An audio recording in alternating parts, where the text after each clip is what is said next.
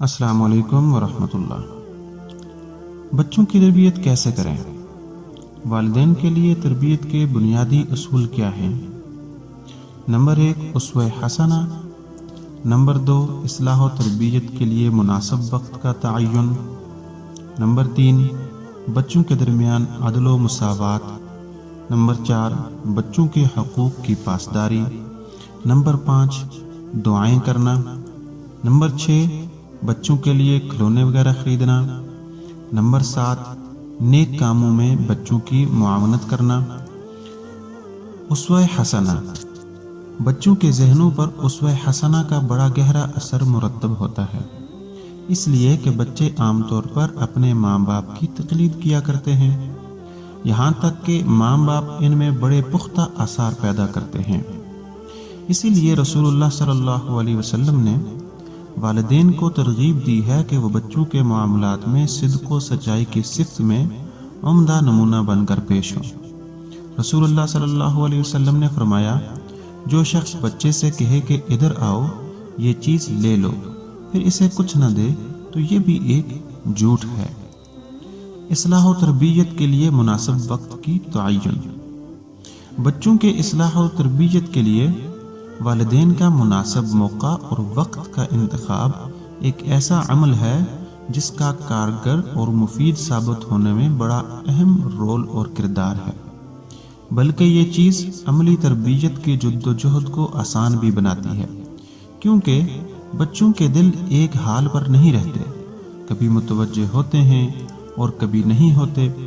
لہٰذا اگر والدین بچوں کی قلبی توجہ کے موقع پر ان کی اصلاح اور تربیت کر سکیں تو یقیناً وہ اپنے عملی تربیت میں بہت بڑی کامیابی حاصل کر پائیں گے۔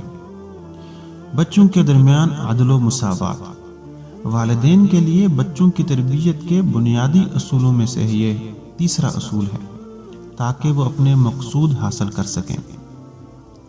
وہ تیسرا اصول ہے بچوں کے درمیان عدل و مساوات قائم کرنا۔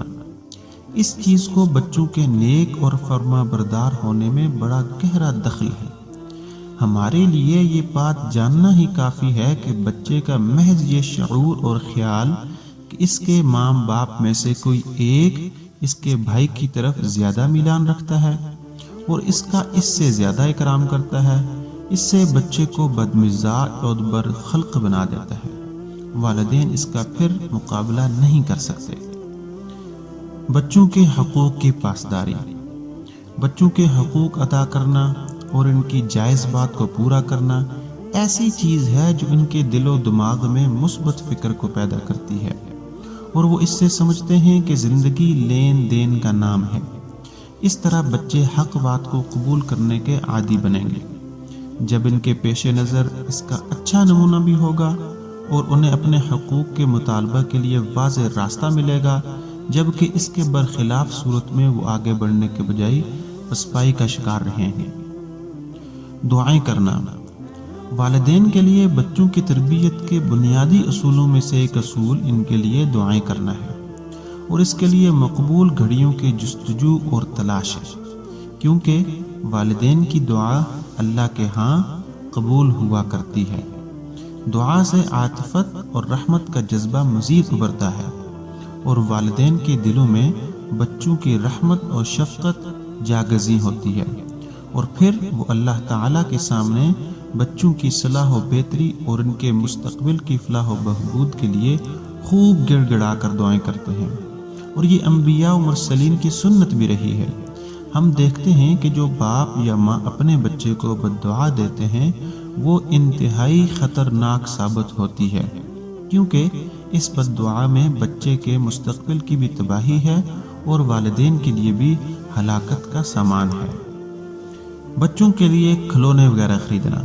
حضرت عائشہ صدیقہ رضی اللہ تعالی عنہا گھر میں کھلونوں کے ساتھ کھیلا کرتی تھی، اور رسول اللہ صلی اللہ علیہ وسلم کا اس امر کو برقرار رکھنا اس بات کی دلیل ہے کہ بچوں کو کھلونوں کی ضرورت ہوتی ہے، اور وہ ان کھلونوں کو بہت پسند بھی کرتے ہیں، تو بچوں کو کھیل وغیرہ کے لیے ایسی چیزوں کی ضرورت ہوتی ہے۔ نیک کاموں میں بچوں کی معاونت کرنا، والدین کے ساتھ حسن و سلوک اور اللہ تعالیٰ کی اطاعت و فرما برداری کے اسباب بچوں کو فراہم کرنا ایسی چیز ہے جس سے ان کو نیک کاموں میں معاونت حاصل ہوتی ہے اور اس سے وہ کسی کام کے بجا لانے کے لیے تیار ہو جاتے ہیں۔